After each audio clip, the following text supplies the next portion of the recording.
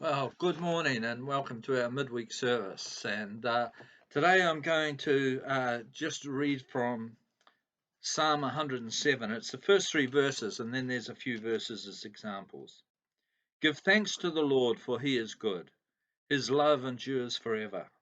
Let the redeemed of the Lord tell their story, those who redeemed from the hand of the foe, those he gathered from the lands, from the east and the west, from the north and the south.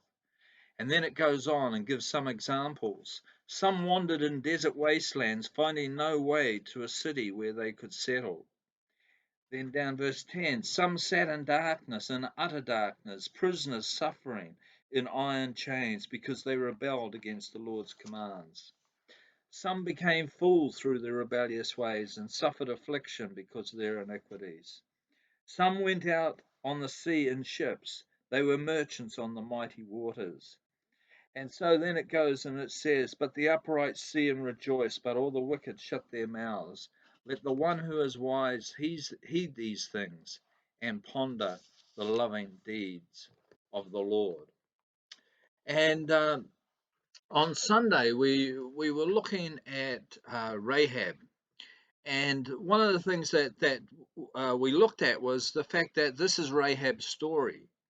You know, she's a completely an outsider that's been brought into the family of the people of God. So we saw with Joshua, Joshua had this almost perfect upbringing for the job that was before him. You know, he was grew into a mighty soldier. He was bold when he went into the land. Him and Caleb were the only ones that gave a good report out of the 12 that went in. He was the aide to Moses. He was at the tent of meeting, so he was a man who grew in spiritual ways. He was anointed in a sense by Moses, who laid hands on them, and there was an impartation of wisdom. And so all these things are like a perfect road to the purpose that God had for Joshua. And we come to Rahab, and she seems like a totally unlikely person. That everything about her, from a religious sense, seems to be wrong. And yet she played an important part in the purposes of God, in the Israelites entering into the promised land. But not only that, she became the wife of Solomon, and Solomon became Solomon and Rahab became the parents to Boaz. Boaz married Ruth, and they've got a different sort of story. And then Ruth was the grandmother or great grandmother of David. And so you see that all these different people, very, very different people, different personalities, different backgrounds, all have a role to play. And then when we read this psalm, it says, let the redeemed of the Lord tell their story. You see, all of us have a story. All of us have a life journey. And in that life journey, some of us will have always had a sense of the presence of God. And for other people, for most of their journey, that may not have been their experience. I didn't become a Christian until my late 20s. And yet, when I look back, I could see the hand of God in so many places along the way that I didn't recognize at the time. And so all of us have a story, and that story is important. That's what the psalmist is saying. Whether you're someone who's been in the desert, or whether you're someone who's been on the high seas, whether you're someone that has just rebelled against everything and gone your own way and suffered in that, and then been brought back. Whatever our story is, it's a valuable story because it's our story, but also it is our story with the Lord. And sometimes we underestimate the value of our own story and the value of the road that we've come down.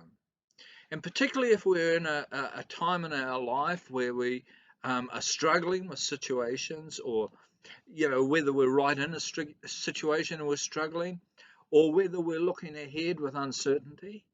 And sometimes it's a good thing, and this is something that the psalmists often do, is look back to a time when they were sure, to look back at the hand of God at different times of their lives, to give them the assurance and the confidence to stand in the day and to look forward in hope. And so I guess what I want to do today is to encourage you to think on your story. Think of the times when you've known that sense of the Lord. Perhaps there's been times when they can be all sorts of times. They can be times in nature where you're simply enjoying the day and just having the sense of the Creator behind the creation. It could be that your mother or your grandmother, just by the way she was and the way she lived, set something in your heart that's never left you. And so you've had an inheritance of the things of faith that you've walked in yourself. It could have been a high in your life where everything just rolled in exactly the way you would have wanted it to roll in, and you've just felt so blessed. Or it might have been some of the deepest, darkest times when you felt totally alone and lost and wondered if there was God at all. And then that sense of God came upon you. Or perhaps you had to wait.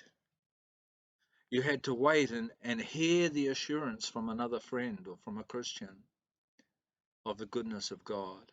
And you had to wait until you'd come through that time before you could look back and say, yes, now I understand.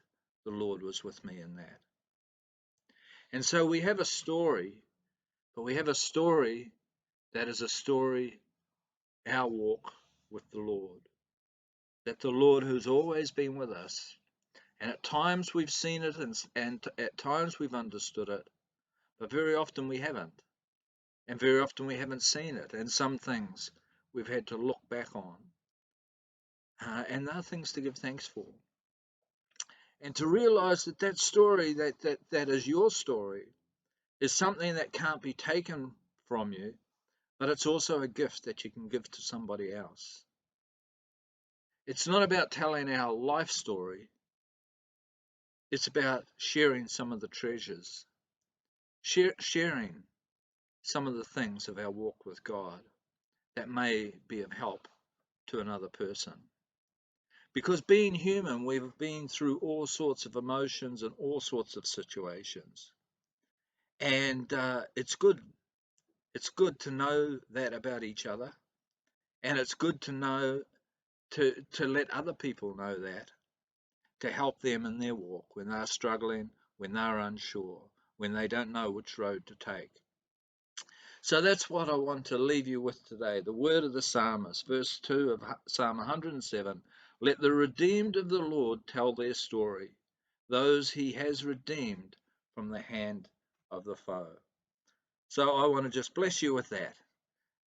Value your story, recall your story, and look for opportunities to share your story, that it might be a blessing to somebody else. Amen.